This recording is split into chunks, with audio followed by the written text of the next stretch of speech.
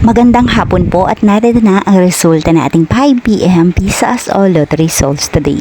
Ngayong araw na Miyerkules, May 6, 2026. At para po sa draw natin ngayon ay ang 3D Lotto at ang 2D Lotto. At para po sa Lotto More updates, pasubscribe na lang din po ako sa aking channel at pahit na din ng notification bell.